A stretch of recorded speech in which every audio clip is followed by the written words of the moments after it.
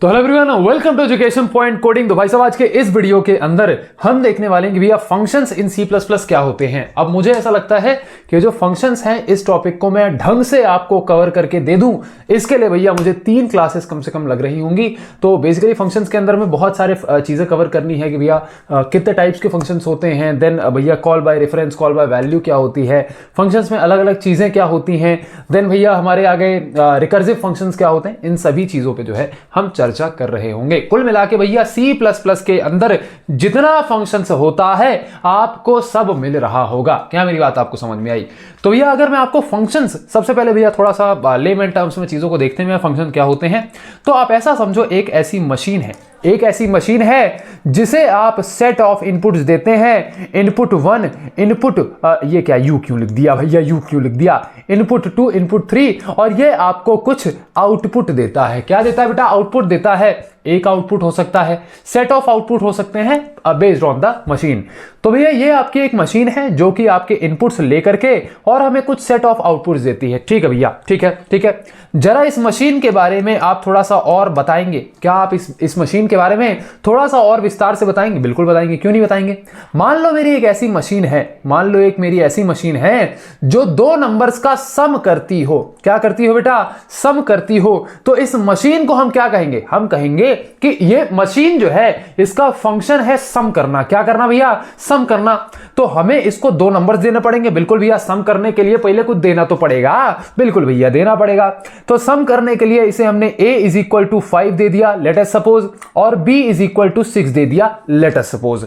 और इसने क्या किया? इसने एक c नाम का वेरिएबल बनाया और उसके अंदर a प्लस b स्टोर करके हमें c आउटपुट में दे दिया। तो क्या हमें c में 11 मिल जाएगा? क्या हमें C में 11 मिल जाएगा? बिल्कुल भैया। तो फंक्शन के कंपोनेंट्स ये रहे। ये ओवरऑल जो है बेटा, इसे हम क्या कहते हैं? फंक्शन कहते हैं। क्या कहते हैं बेटा? इसे हम फंक्शन कहते हैं। ठीक है भैया। अब ये जो 2 चीजें आपने एज एन इनपुट इस फंक्शन को दिए ताकि इनके ऊपर फंक्शन हमारा ऑपरेशन परफॉर्म करके दे दे। ऑपरेशन कौन सा? यहां आ रहा है सम ऑपरेशन। इन दोनों ही चीजों को हम कहते हैं पैरामीटर्स। क्या कहते हैं बेटा? भैया पैरामीटर्स कहते हैं।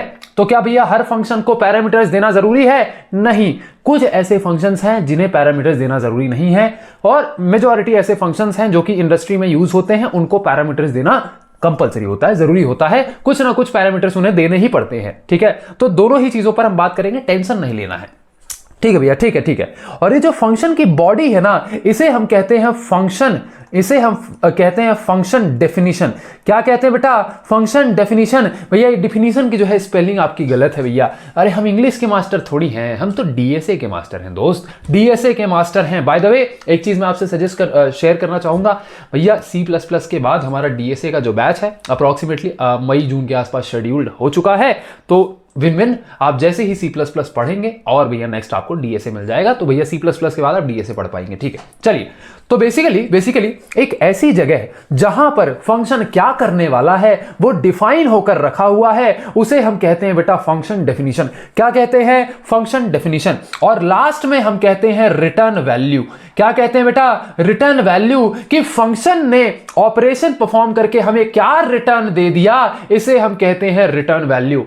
फिर से समझिए, एक फंक्शन के अंदर मात्र 3 चीजें होती हैं। फंक्शन को आपने क्या इनपुट दिया, जो भी इनपुट दिया उसे एज अ पैरामीटर पास किया जाता है। तो फंक्शन का एक कंपोनेंट तो हो गया भैया पैरामीटर। दूसरा फंक्शन का कंपोनेंट है फंक्शन डेफिनेशन, जिसके अंदर फंक्शन क्या करने वाला है हम वो डिफाइन करते हैं। क्या मेरी बात आपको समझ में आई? बिल्कुल भैया, आपकी बात हमें समझ में आ चुकी है। और लास्ट में फंक्शन जो भी आउटपुट दे रहा होगा, जो भी फंक्शन रिटर्न कर रहा होगा, भैया मैंने आपको 2 नंबर दिए, आपने मुझे 1 नंबर रिटर्न कर दिया। वो 1 नंबर मेरे दिए हुए 2 नंबर्स का सम था, तो आपने मुझे 1 नंबर रिटर्न किया। क्या किया बेटा? 1 नंबर रिटर्न किया। तो यहां पर फंक्शन भी हमें रिटर्न करता है। तो जो आउटपुट होता है उसे हम रिटर्न वैल्यू कहते हैं। क्या कहते हैं भैया? क्या कहते हैं? बोलो मेरे साथ बोलो, रिटर्न वैल्यू कहते हैं। ठीक है भैया, इतनी बातचीत हमें समझ में आ चुकी है। अब भैया थोड़ा फंक्शन का सिंटेक्स देख लें क्या?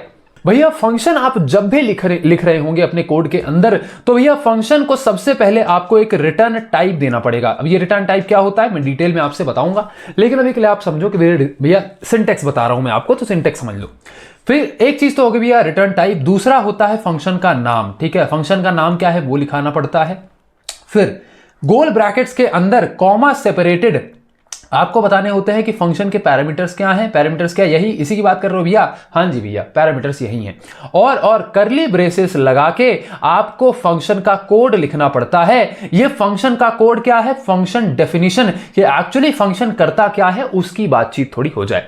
और लास्ट में यहां आप लिखते हैं रिटर्न टाइप। क्या आप लिखते हैं? Return type. तो बेसिकली यहां पर आप बताते हैं कि फंक्शन रिटर्न क्या करने वाला है। ठीक है भैया, ठीक है, इतनी चीज तो हमें समझ में आ गई है। भैया थोड़ा सा एक एग्जांपल से देख ले क्या? तो हम एक काम करते हैं बेटा, एक फंक्शन बनाते हैं धुआंधार तरीके से, जिसके अंदर मैं दो नंबर्स को इनपुट लूंगा और वो फंक्शन जो है आपके भैया एक नंबर को आउटपुट में देगा। ठीक है भैया, तो ये फंक्शन जो है हम फटाक से बना लेते हैं।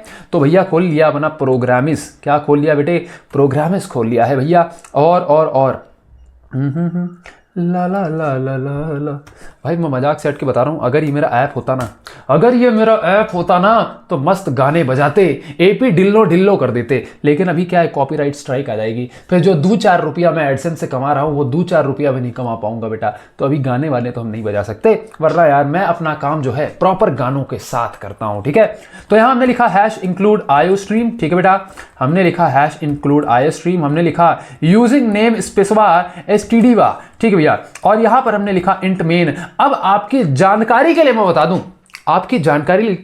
तो मैंने आपके फर्स्ट वीडियो के अंदर C++ बैच के फर्स्ट वीडियो के अंदर C++ स्ट्रक्चर की बात करी थी, और तब मैंने आपको बताया था कि ये मेन जिसके अंदर आप अपना एक्चुअल में C++ का कोड लिखते हैं, ये मेन भी आपका एक फंक्शन है। क्या है बेटा? एक फंक्शन है। तो भैया क्या ये इंट, क्या ये आपने बोला था भैया, आपने बोला था कि एक फंक्शन का रिटर्न टाइप होगा, फंक्शन का नाम होगा, और आपके यहां स्मॉल ब्रैकेट्स लगेंगे, करली ब्रैकेट्स लगेंगे।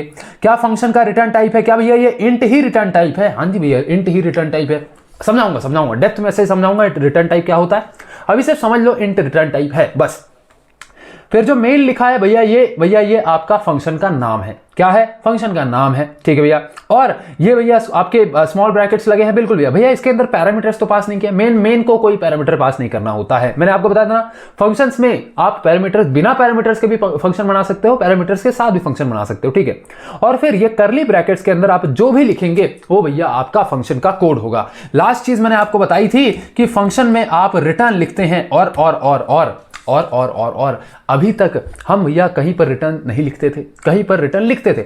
लेकिन अब एक्चुअली क्या हुआ कि मैं रिटर्न अभी तक इसलिए नहीं लिख रहा था क्योंकि अगर मैं रिटर्न लिखता तो आपको कंफ्यूजन होता कि भैया ये बार बार रिटर्न क्यों लिख रहे हो। लेकिन अब मैं आपको बता दूं कि मेन फंक्शन आप जब भी लिखेंगे आपको यहां पर बेटा रिटर्न लिखना पड़ेगा। तो यहां पर रिटर्न 0 का मतलब क्या है कि ये फंक्शन क्या है, एक वैल्यू रिटर्न कर रहा है जो वैल्यू फिलहाल है 0।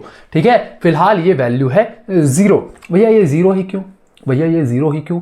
अबे बुड़बक, मेरी बात आप समझो। यहां पर हमने क्या लिखा? इंटीजर। क्या लिखा? इंटीजर। 0 क्या होता है? इंटीजर होता है। तो बेसिकली आपने फंक्शन को जो भी रिटर्न टाइप दिया है आप यहां से वही रिटर्न करेंगे। अभी इस चीज पे बात करेंगे, टेंशन मत लो।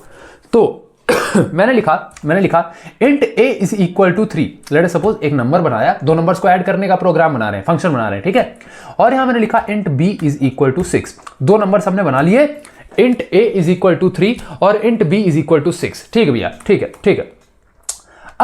अब यहां पर मैं फंक्शन बनाऊंगा। फंक्शन हमेशा इंट मेन की बॉडी के बाहर बनाया जाता है। लेकिन भैया आपने तो कहा था कि यार जो फंक्शन मतलब जो सारा कोड होगा वो मेन के अंदर लिखेंगे। फंक्शन हो गया, क्लास हो गई, ये सब जो है मेन की बॉडी के बाहर बनाया जाता है। ठीक है, तो अब ये नया इजाफा आज आप कर लीजिए अपने बुद्धि के अंदर। ठीक है भैया, तो यहां पर सबसे पहले हमने लिखा फंक्शन का नाम, और फंक्शन का नाम हमने लिख दिया सम। हमने सम नाम का फंक्शन बनाया। ठीक है, अभी सिर्फ देखते जाओ मैं क्या कर रहा हूं, बिल्कुल कंफ्यूजन आना मत। तो क्या मैंने इस फंक्शन को एक रिटर्न टाइप दे दिया है। अब ये रिटर्न टाइप डिफाइन कैसे होता है भैया? रिटर्न टाइप डिफाइन कैसे होता है?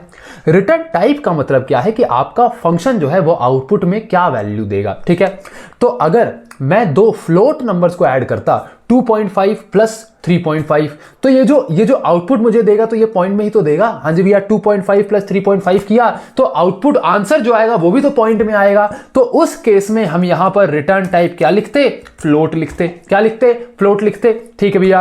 अब अगर यहां पर मैं 3 और 6 को ऐड करा रहा हूं, a is equal to 3, b is equal to 6, तो इसका रिटर्न टाइप मैं क्या लिखूंगा, इंट लिखूंगा, क्योंकि जो हमारा फंक्शन है वो रिटर्न क्या करेगा, एक इंटीजर वैल्यू करेगा। तो कुल मिला के कहने का मतलब क्या है कि फंक्शन जो भी रिटर्न करता है, जिस भी टाइप की वैल्यू को फंक्शन आउटपुट में देने वाला है, उस टाइप को आपको यहां मेंशन करना पड़ता है। ठीक है भैया, तो हमने टाइप मेंशन कर लिया। कई बार ऐसा होता है कि आपका जो फंक्शन है वो एग्जैक्टली रिटर्न कुछ नहीं कर रहा है, ठीक है, वो मैं आपको बताऊंगा। लेकिन उस केस में जब आपका फंक्शन कुछ भी रिटर्न नहीं कर रहा है, तब आप यहां लिखते हैं वॉइड।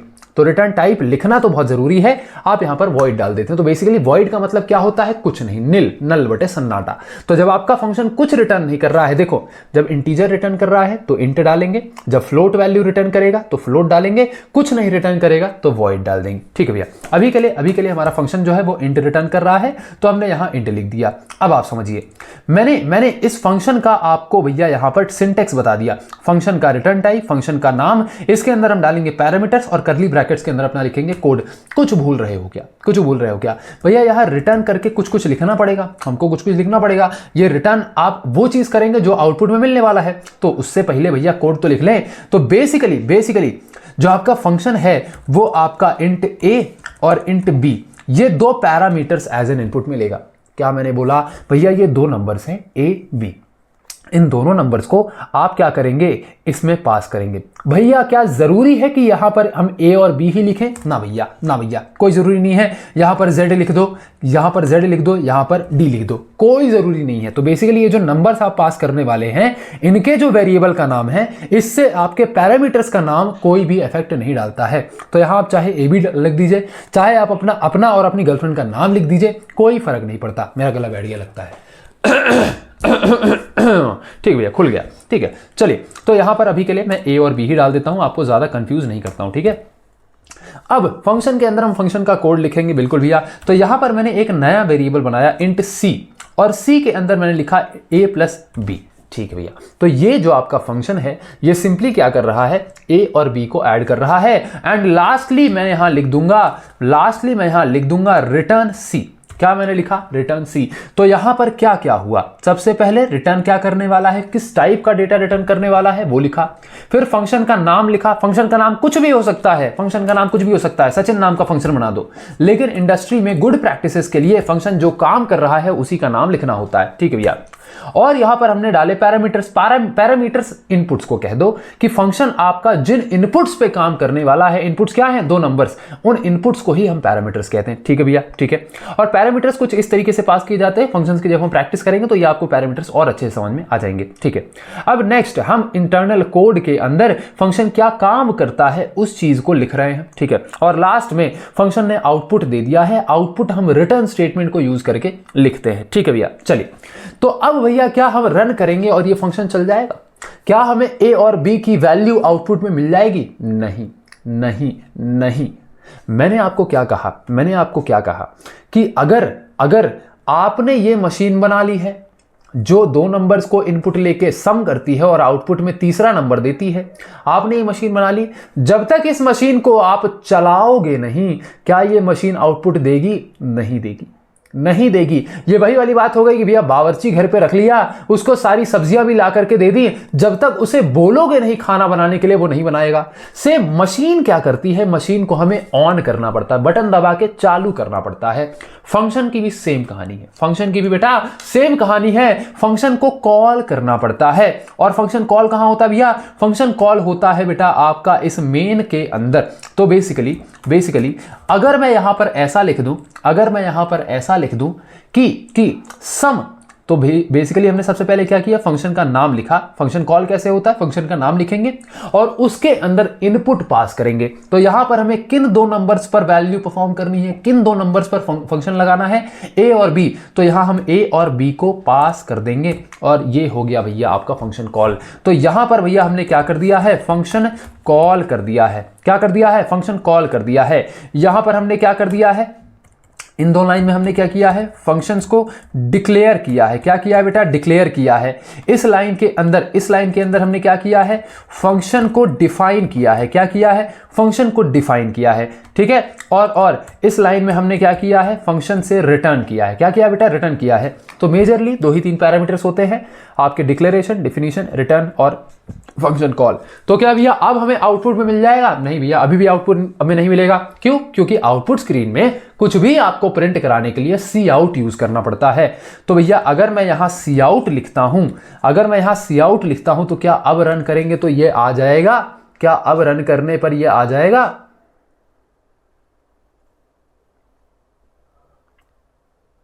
हाँ जी भैया, अब रन करने पर ये आ जाएगा। तो बेसिकली आपके 3 + 6 कितना आ गया भैया? 9 आ गया। कितना आ गया बेटा? 9 आ गया, है ना। तो यहां पर बेसिकली आपको फंक्शन समझ में आ गया, फंक्शन क्या होता है। भैया फंक्शन की जरूरत क्या होती है? भैया फंक्शन हमें यार हम डायरेक्टली भी तो कर सकते थे। डायरेक्टली यहां पर लिख देते a + b, तो सेम काम करता। रन करके देखें।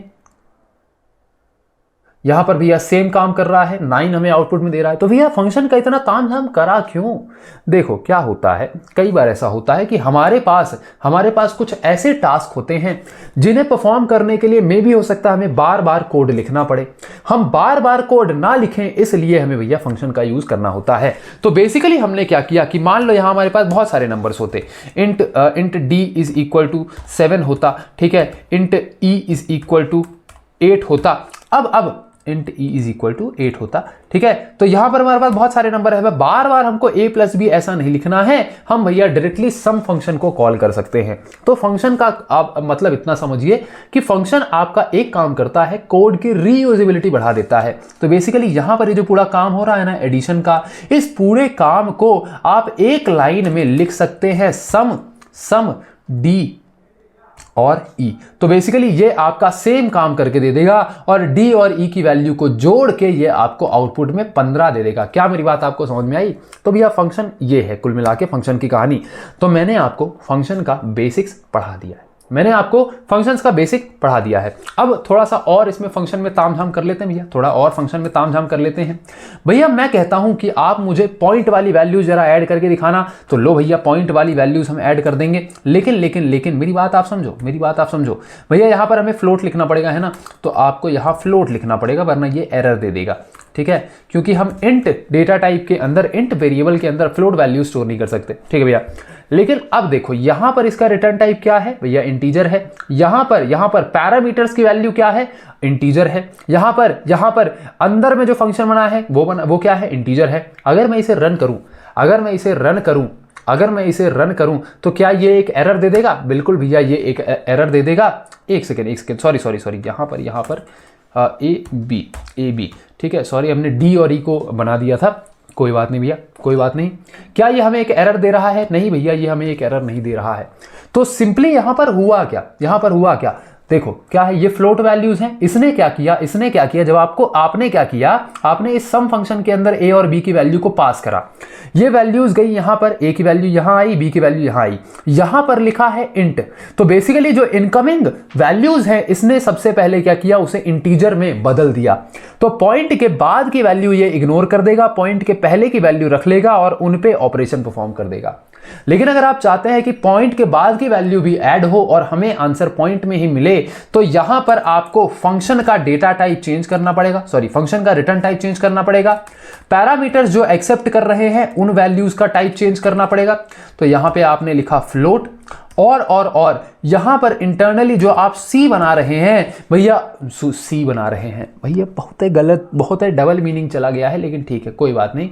अब अगर आप इसे रन करके देखें तो आपको पॉइंट में आंसर मिलेगा। क्या आपको 9.4 आंसर मिल चुका है? बिल्कुल भैया, आपको 9.4 आंसर मिल चुका है। कई बार क्या होता है, फंक्शन को ओवरलोड किया जाता है।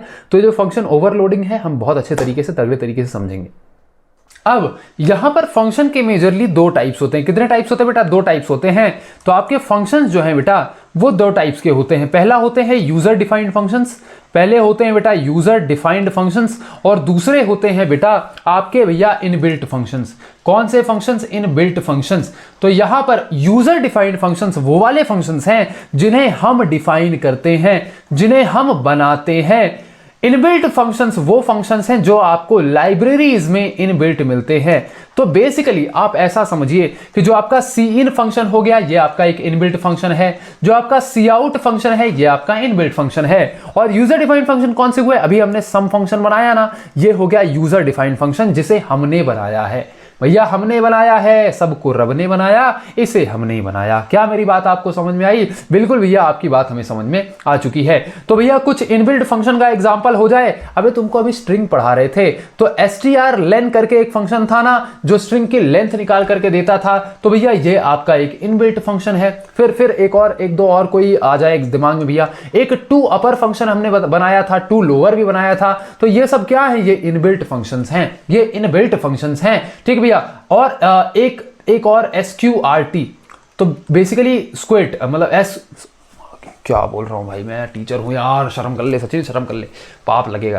ठीक है भैया। तो ये जो आपका फंक्शन है, ये इनबिल्ट फंक्शन आपको किसी भी नंबर का स्क्वायर रूट निकाल करके देता है। तो लेट अस सपोज भैया 16, यहां पर हमने 16 डाल दिया, तो क्या है, ये आउटपुट में 4 दे देगा, क्योंकि भैया 16 का स्क्वायर रूट क्या है? Square root of 16 is equal to 4। तो क्या हमें ये आउटपुट में 4 दे देगा? बिल्कुल भैया, आपको आउटपुट में 4 दे देगा। एक और फंक्शन होता है पाव फंक्शन, तो बेसिकली ये आपको पावर निकाल करके देता है।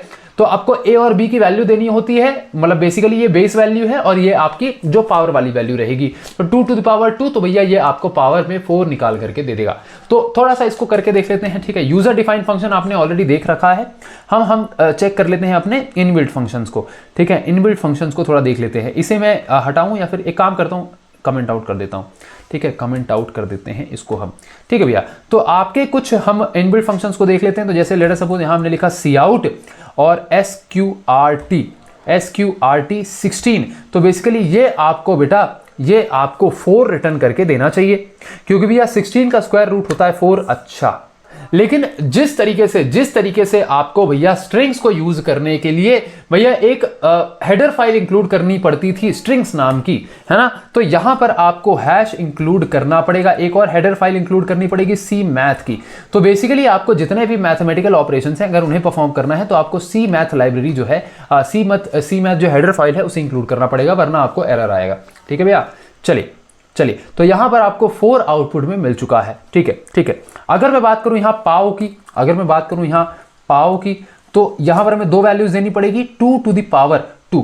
ठीक है, अब रन करके देखें, ये आपको 4 दे रहा है, क्योंकि 2 टू द पावर 4 होता है। भैया यहां पर 2 टू द पावर 6 करके देखें, 5 करके देखें, तो रन करें, ये हमें क्या दे रहा है भैया? ये हमें 32 दे रहा है। ठीक है भैया, 3 टू द पावर 3 करके देखें, तो 3 to the power let suppose 2 करके देखते हैं कितना आ रहा है। रन करें, 9 आ रहा है। तो बेसिकली यहां पर 3 जो बेस वैल्यू रहेगी और उसकी पावर कितनी आप लगाना चाह रहे हैं वो। तो ये आपके कुछ बेटा इनबिल्ट फंक्शंस हैं। ठीक है भैया, हमने टाइप्स ऑफ फंक्शन देख लिए। अब इस लेक्चर के अंदर लास्ट में आपको पढ़ाना चाहूंगा कि भैया जो आपके पैरामीटर्स होते हैं, तो ये कौन सी कंडीशन है जब हम पैरामीटर पास करें या ना करें। तो बेसिकली मैंने आपको बताया था ना कि आप चाहें तो पैरामीटर पास कर भी सकते हैं और नहीं भी कर सकते हैं। तो मैं दोनों ही कंडीशंस आपको दिखाऊंगा। और भैया आपने ये भी बताया था कि कई बार हम कोई रिटर्न टाइप देते ही नहीं है, हम कुछ रिटर्न करवाते ही नहीं है फंक्शन से, तो उस कंडीशन में हम वॉइड यूज करते हैं। तो भैया इसकी भी एग्जाम्पल हम समझ लेते हैं एक बार। ठीक है, तो बेसिकली बहुत ईजी है। ठीक है, बहुत ईजी है। मैं एक काम करता हूं, यहां से ये सारी चीजें हटा देता हूं, है ना। अब इतनी सारी चीजें तो आप समझ चुके होंगे। और देखो यार, मैं तुमको एक चीज बड़ी ऑनेस्टली बताऊं, नोट्स जरूरी नहीं है उतना बनाने की। ठीक है, बना सकते हो, बिल्कुल बना सकते हो, नोट्स बना लो, कोई दिक्कत नहीं है। लेकिन मैं कहूंगा कि एकदम शॉर्ट नोट्स, बहुत एकदम छोटे से नोट्स लिख लो, कोई जरूरत नहीं है इतना नोट्स बनाने की, क्योंकि जब हम डीएसए वगैरह पढ़ रहे होंगे। अब देखो इंपॉर्टेंट टॉपिक जो है, जैसे फंक्शंस हो गया, रिकर्सिव फंक्शंस हो गए, पॉइंटर्स पढ़ाऊंगा, क्लास एंड ऑब्जेक्ट्स वगैरह पढ़ाऊंगा, उनके छोटे नोट्स बना लेना। एक काम करो यार, तुम तो नोट्स बना लो। ठीक है, एक पतली कॉपी बनाना, एक छोटी सी कोई पतली कॉपी बना लेना, उसके अंदर सभी चीज को एकदम बहुत शॉर्ट में, बहुत सिंटेक्स वगैरह बस लिख लेना। ठीक है, चलिए। तो यहां पर लेट सपोज मैंने एक फंक्शन बनाया, मैंने एक फंक्शन बनाया मैंने एक फंक्शन बनाया भैया ग्रीट नाम का, ठीक है, मैंने एक फंक्शन बनाया भैया ग्रीट नाम का, ठीक है। अब इस ग्रीट नाम के फंक्शन के अंदर हम सिंपली क्या करेंगे, सी आउट कराएंगे हेलो, सी आउट कराएंगे बेटा हेलो, ठीक है। ये फंक्शन हमारा हेलो सी आउट करा रहा है, तो भैया फंक्शन को यहां कॉल भी करना पड़ेगा, तो यहां हमने ग्रीट फंक्शन को कॉल कर दिया, ग्रीट फंक्शन को कॉल कर दिया। अब आप ध्यान से अगर देखें, अब आप अगर ध्यान से देखें तो इस फंक्शन के अंदर क्या हमने कोई आर्ग्यूमेंट पास किया है, नहीं किया है। क्या इस फंक्शन के अंदर हमने कोई पैरामीटर्स लिखा है, नहीं लिखा है। क्या इस फंक्शन को हमने कोई रिटर्न वैल्यू दी है, नहीं भैया यहां कोई रिटर्न वैल्यू दिख नहीं रही है। तो अब जिस भी फंक्शन को आप रिटर्न वैल्यू नहीं दे रहे हैं, इस फंक्शन को आप रिटर्न टाइप वॉइड देंगे। क्या देंगे भैया, वॉइड देंगे। क्या ये फंक्शन चलेगा, क्या ये फंक्शन चलेगा, चलना तो चाहिए, हेलो लिख करके आ रहा है। तो बेसिकली एक ऐसा फंक्शन जिसके अंदर हमने कोई पैरामीटर पास नहीं किया है, ये विदाउट पैरामीटर फंक्शंस होते हैं। हमने इन फंक्शंस के अंदर पैरामीटर पास नहीं किया है, ठीक है, विदाउट पैरामीटर। और विथ पैरामीटर का एग्जांपल आपने अभी सम में देख लिया, जहां पर हमने ए और बी दो पैरामीटर्स को पास किया था। तो भैया दो प्रकार के फंक्शन है अपने, एक में जहां आप पैरामीटर्स पास नहीं करते हैं उसका एग्जांपल हमने ये देख लिया, और जहां पे पैरामीटर्स आप पास करते हैं उसका एग्जांपल हमने वहां देख लिया।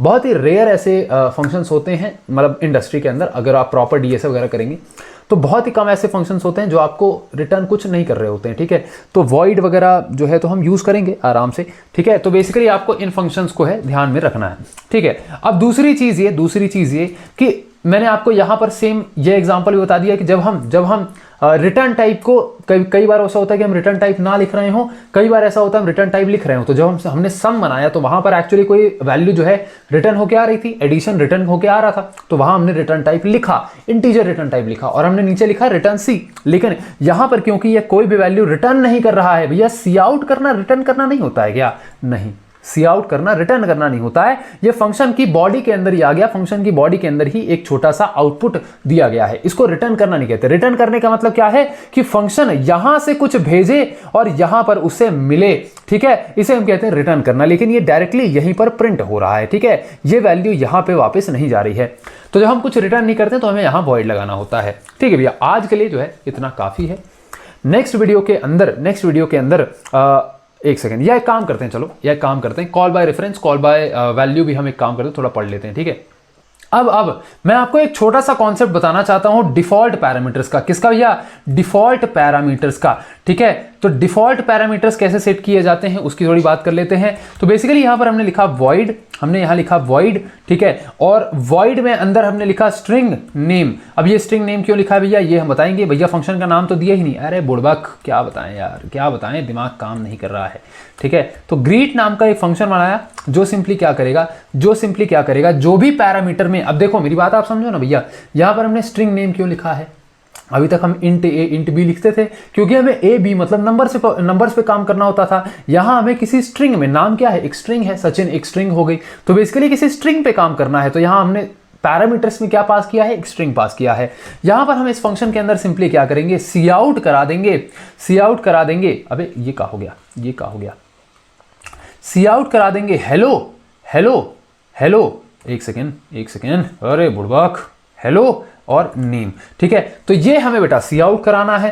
अब इस फंक्शन को हम कॉल भी करेंगे, तो यहां ग्रीट के अंदर देखो मेरी बात आप समझो, यहां पे आप जो भी नाम लिखेंगे, मैंने यहां सचिन लिख दिया, ये होता है आर्ग्यूमेंट। क्या होता है बेटा, आर्ग्यूमेंट। तो हम क्या करते हैं, फंक्शन को कॉल करते टाइम पे आर्ग्यूमेंट को पास करते हैं, यही आर्ग्यूमेंट की वैल्यू इस पैरामीटर में जाती है। तो नेम की जगह पर क्या आ गया, सचिन आ गया, और जब सी आउट हेलो नेम होगा तो नेम में क्या सी आउट होगा, सचिन सी आउट होगा। रन करके देखें, बिल्कुल भैया रन करके देख लेते हैं, ठीक है भैया। क्या हेलो सचिन सी आउट हो चुका है। अब यहां आप गैप देते तो इन दोनों के बीच में गैप भी आ जाता, लेकिन आपने समझा कि भैया हेलो सचिन सी आउट हो चुका है। तो यहां पर इसके अंदर हमने एज अ पैरामीटर नेम को पास किया। लेकिन भैया डिफॉल्ट पैरामीटर क्या होता है वो तो बताओ। मान लो अगर मैं यहां कुछ पास नहीं करता, मान लो यहां मैं कुछ भी पास नहीं करता, और बाय डिफॉल्ट मैंने ये बोल दिया है कि अगर जो यूजर है वो कुछ भी पास ना करे, अगर वो एज एन आर्ग्यूमेंट यहां पर कुछ भी पास ना करे, तो बाय डिफॉल्ट आपको नेम की वैल्यू क्या लेनी है, तो वो जो बाय डिफॉल्ट वैल्यू होती है उसे ही हम कहते हैं डिफॉल्ट पैरामीटर। तो अब जब आप रन करेंगे तो यहां पे आ जाएगा हेलो गेस्ट, ठीक है। तो जब आपने यहाँ पर कोई भी वैल्यू पास नहीं की है तो ये डिफॉल्ट में एक वैल्यू लेकर के चलेगा और उसे यहाँ पर आप डाल देंगे नेम की जगह पर। तो ये हो गए बेटा आपके डिफॉल्ट पैरामीटर्स, ठीक है। अब एक काम करते हैं, फंक्शन ओवरलोडिंग की बात कर लेते हैं, फंक्शन ओवरलोडिंग की बात कर लेते हैं, ठीक है। तो बेसिकली अगर सेम नाम का फंक्शन एक से ज्यादा जगहों पर यूज हो रहा हो तो उसे हम फंक्शन ओवरलोडिंग की कैटेगरी में डाल देते हैं। लेट अस सपोज मैंने लिखा इंट सम और यहां मैंने लिखा इंट ए और इंट बी, ठीक है।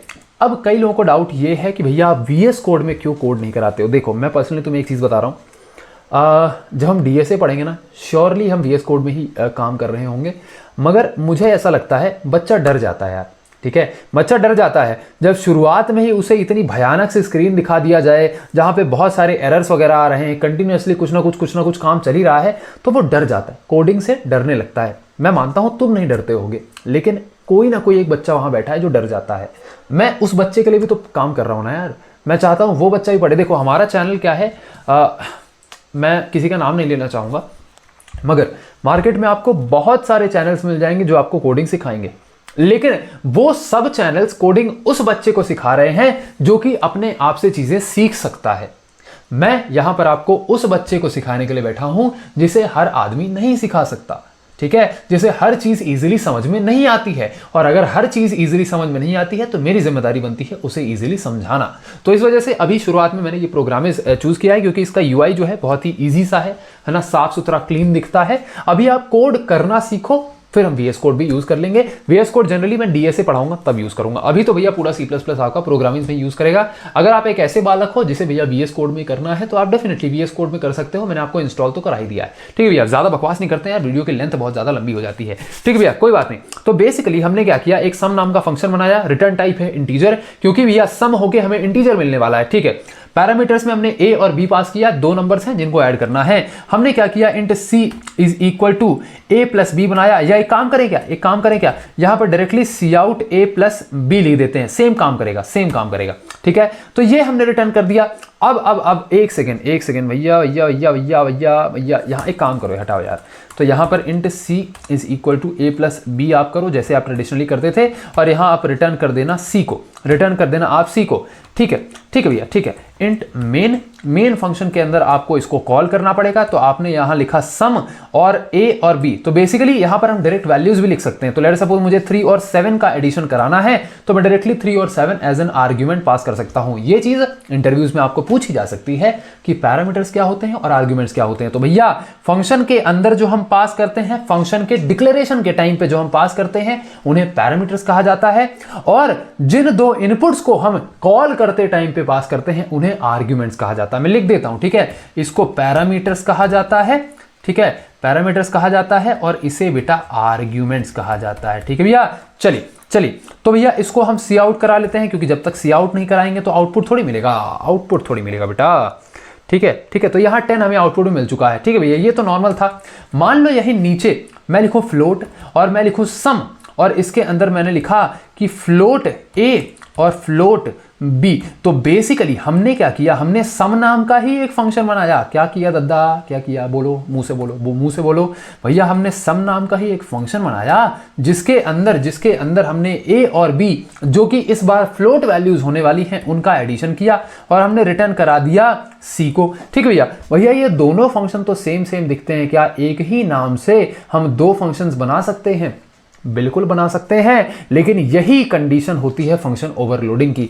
तो बेसिकली जब एक ही नाम का फंक्शन एक बार से ज्यादा बना दिया जाए तो इस कंडीशन को फंक्शन ओवरलोडिंग कहते हैं। तो जब यहां पर हम इंटीजर वैल्यूज पास करेंगे तो ये वाला फंक्शन चला देगा ऑटोमेटिकली कंपाइलर। और अगर मैंने यहां लिख दिया सी आउट सम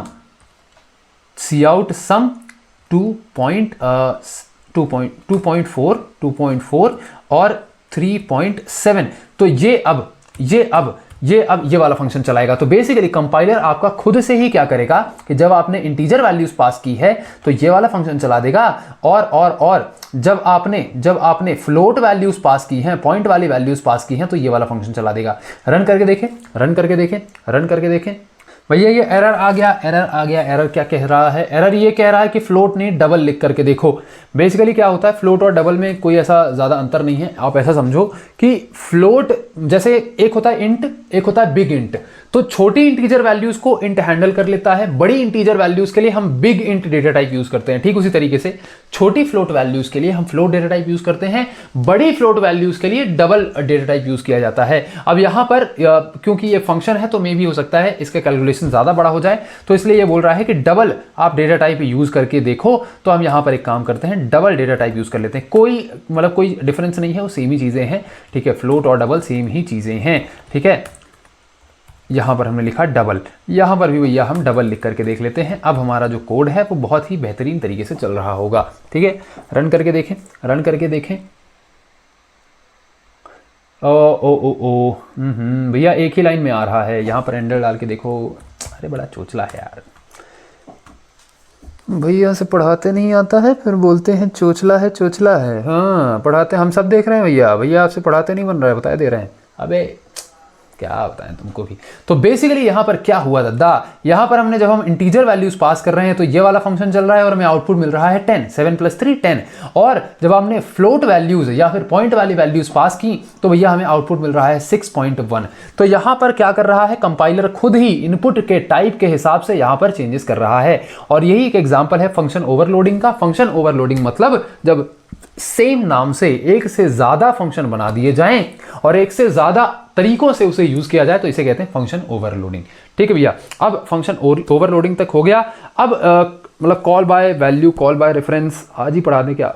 एक काम करते हैं, पढ़ाई देते हैं यार। चलो ठीक है भैया, अब हम देखने वाले हैं कि जो फंक्शन को कॉल किया जाता है, फंक्शन कॉल जो है वो दो तरीकों से होता है। ठीक है, या तो आप उसको कॉल कर सकते हैं बाय वैल्यू, या फिर आप उसको कॉल कर सकते हैं कॉल बाय रेफरेंस। ठीक है, कॉल बाय रेफरेंस। आप इस चीज को मैं एक काम करता हूं, पहले आपको एक प्रोग्राम की मदद से समझाता हूं। प्रोग्राम में अगर चीजें ना समझ में आए तो ज्यादा फड़फड़ाना मत, फिर हम उसके बाद उसको स्मार्ट जो आपके स्मार्ट बोर्ड है स्क्रीन पे उसको समझेंगे। ठीक है, तो अभी के लिए मैं एक फंक्शन बना रहा हूं, मैं अभी के लिए बेटा एक फंक्शन बना रहा हूं। फंक्शन का नाम है मॉडिफाई। ठीक है, फंक्शन का नाम है बेटा मॉडिफाई। तो यहां इंटीजर फंक्शन ही बना लेता हूं, फंक्शन का नाम है मॉडिफाई। ठीक है, ये मॉडिफाई क्या कर रहा है, एक नंबर को इनपुट में ले रहा है, एक नंबर को इनपुट में ले रहा है, बिल्कुल भैया। और इसके अंदर वो क्या कर रहा है, x = x + 10 कर रहा है। बेसिकली उसने क्या किया कि जो नंबर वो इनपुट में ले रहा है, कोई भी नंबर हो सकता है, पैरामीटर में उसे आर्ग्यूमेंट में उसे पास करेंगे, और इस नंबर में वो क्या कर रहा है 10 ऐड करके दे रहा है। तो अब 10 ऐड होने के बाद आपके x की वैल्यू क्या हो जाएगी, मतलब जो नंबर आया था उसकी वैल्यू क्या हो जानी चाहिए, +10 हो जानी चाहिए।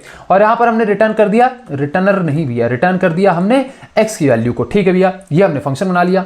अब इस फंक्शन को कॉल कर लेते हैं। तो बेसिकली सबसे पहले काम कर लो, इंट नम, जिस नंबर को आप पास करेंगे वो भी तो देना पड़ेगा। तो मान लो यहां पर हमने एक 10 नंबर लिख लिया और हमने क्या किया, सी आउट, हमने यहां मॉडिफाई फंक्शन को कॉल किया, मॉडिफाई फंक्शन को कॉल किया और इसके अंदर हमने नंबर को पास कर दिया, तो बेसिकली ये प्रोग्राम भैया कुछ ऐसा चलना चाहिए कि यहां पर ये जो नंबर है 10 है, बिल्कुल। इस 10 नंबर को हमने मॉडिफाई के अंदर पास किया, बिल्कुल। 10 क्या x यहां पर आ जाएगा, बिल्कुल भैया 10 यहां पर आ जाएगा। अब 10 इसके अंदर जाएगा और 10 के अंदर एक और 10 ऐड हो जाएगा, तो क्या ये 20 बन जाएगा, बिल्कुल भैया। फिर से समझो, मान लो इसकी वैल्यू 15 कर देते हैं, कोई बात नहीं यार, कोई बात नहीं। तो 15 नंबर की वैल्यू थी, नंबर फंक्शन में गया, बिल्कुल भैया। 15 यहां पर आया, बोलता है 15 में +10 कर दीजिए, क्या +10 होने के बाद ये 25 हो जाएगा, बिल्कुल भैया। 15 + 10 25 हो गया, और 25 को आप रिटर्न कर दीजिए, 25 यहां पर आ गया। तो क्या अब नम की वैल्यू 25 हो जानी चाहिए, बिल्कुल भैया, नम की वैल्यू 25 जानी चाहिए। पहले तो इसे हम सी आउट करते हैं, रन करके देख लीजिए, क्या इस फंक्शन ने हमें +10 करके दिया, क्या इस फंक्शन ने हमें +10 करके दे दिया, बिल्कुल भैया, इस फंक्शन ने हमें +10 करके दे दिया। तो कायदे से हमने नंबर को +10 कर दिया, तो अब अगर हम कहें कि दद्दा वो नंबर की वैल्यू बताना जरा, भैया वो नंबर की वैल्यू बताना जरा, यहां पर सी आउट डाल देते हैं वरना अभी साला सेम लाइन में आ जाएगा। नंबर की वैल्यू बताना जरा, नंबर की वैल्यू 25 हो चुकी होनी चाहिए भैया, क्योंकि +10 कर दिए हैं, लेकिन भैया यहां पर इस फंक्शन से जो वैल्यू रिटर्न करके आ रही है वो तो 25 है, लेकिन भैया नम की वैल्यू अभी भी 15 है, नंबर की वैल्यू अभी भी 15 है। ऐसा क्यों, ऐसा क्यों? नंबर की वैल्यू तो +10 हो जानी चाहिए। समझाता हूं, अब आपको मैं समझाता हूं चीजों को, ठीक है? अब मैं आपको चीजों को समझाता हूं, तो लेट मी इरेज दिस। यहां पर आप समझिए, जब आप इसी चीज को, ये जो कंडीशन मैंने आपको बताई, इसी को कहते हैं कॉल बाय वैल्यू। हमने क्या किया, एक वैल्यू को पास किया, हमने एक वैल्यू की मदद से फंक्शन को कॉल किया, तो इस कंडीशन को कहते हैं कॉल बाय वैल्यू। तो आप ऐसा समझिए, ये जो आपका मेन है, एक सेकेंड, ये जो आपका मेन फंक्शन है, मेन फंक्शन के अंदर आपकी वैल्यू है, ठीक है? तो यहां नम की वैल्यू है कुछ कुछ, ठीक है? नम की वैल्यू है कुछ कुछ, और हमने यहां मॉडिफाई नाम का फंक्शन कॉल किया है जिसके अंदर हमने नम को पास किया है, ठीक भैया? तो नम की जो वैल्यू है वो क्या मॉडिफाई नाम के फंक्शन के अंदर जाएगी? अभी यहां मैं रफ तरीके से लिख रहा हूं, तो बेसिकली मॉडिफाई नाम के फंक्शन के अंदर गई, यहां पर इंट x लिखा हुआ है, और यहां पर अंदर क्या हुआ, x = x + 10 हुआ। तो टेक्निकली क्या है, ये जो, इसको 15 कर दो, एक काम करो 15 कर दो वरना कंफ्यूज हो जाते हो, ठीक है? तो बेसिकली टेक्निकली क्या होना चाहिए, इस नम की वैल्यू जो है +10 हो जानी चाहिए और आपको रिटर्न कर देना चाहिए x। लेकिन दद्दा ऐसा हुआ नहीं ना, ऐसा हुआ नहीं। यहां पर ओरिजिनल वैल्यू, ओरिजिनल वैल्यू ये रही 15। जब ये वैल्यू यहां पास हुई तो यहां x उसकी कॉपी क्रिएट हुआ। तो बेसिकली एक है आपका ओरिजिनल वेरिएबल नम, और यहां x क्या हुआ है, उसकी कॉपी क्रिएट हुआ है। तो भैया कहने का मतलब क्या है, किसी एक एड्रेस पे नम नाम का वेरिएबल होगा जिसके अंदर 15 स्टोर होगा। हमने इस 15 को मॉडिफाई फंक्शन के अंदर कॉल किया, तो क्या मॉडिफाई फंक्शन ने इस नंबर की एक डुप्लीकेट वैल्यू क्रिएट करी जिसका नाम था x, और इस डुप्लीकेट वैल्यू में भी यही वाली वैल्यू आ गई। तो ये आपकी ओरिजिनल वैल्यू है, ये आपकी डुप्लीकेट वैल्यू है। क्या है बेटा, डुप्लीकेट वैल्यू है। तो ये जो चेंज हुआ है ना, ये इस डुप्लीकेट वैल्यू में हुआ है। इस वजह से ओरिजिनल नंबर के अंदर, ओरिजिनल नम वेरिएबल के अंदर ये वैल्यू रिफ्लेक्ट नहीं हो रही है।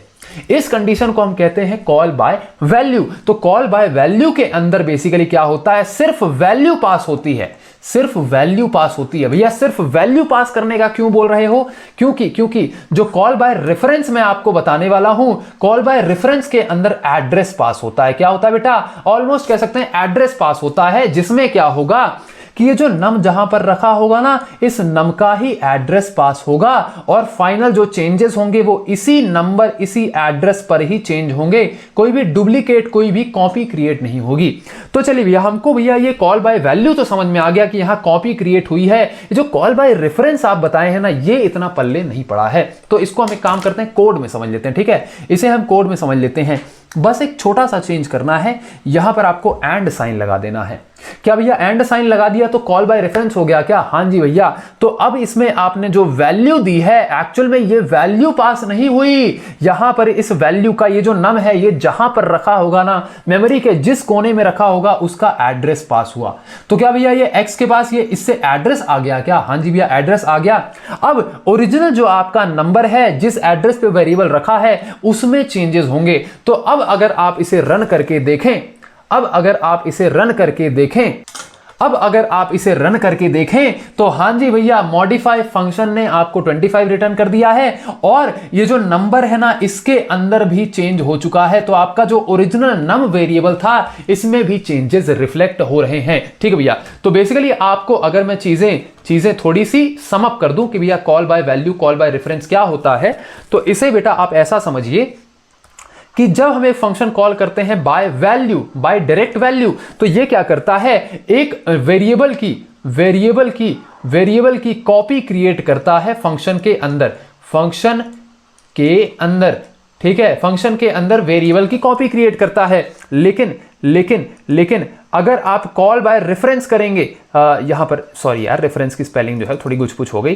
Call by reference and operator की मदद से किया जाता है। कॉल बाय रेफरेंस में बेसिकली क्या होता है, वेरिएबल की ओरिजिनल वैल्यू में ही चेंजेस होते हैं, ओरिजिनल वैल्यू के अंदर ही चेंजेस होते हैं। तो ये है आपका बेटा कॉल बाय वैल्यू और कॉल बाय रेफरेंस का टोटल कॉन्सेप्ट। ठीक है भैया। चलिए अब मिलते हैं आपके नेक्स्ट लेक्चर के अंदर। अगर ये call by reference, call by value समझ में नहीं आए, दोबारा एक बार वीडियो देख लो, समझ में आ जाएगा, क्योंकि मैंने आपको सारी चीजें जो है डेप्थ में समझा दी है। ठीक है, मिलते हैं आपके नेक्स्ट लेक्चर के अंदर। तब तक के लिए चीजों को रिवाइज करिए, नोट्स बहुत अच्छे से बनाइएगा, अपना ध्यान रखिएगा, और आपका बहुत बहुत धन्यवाद।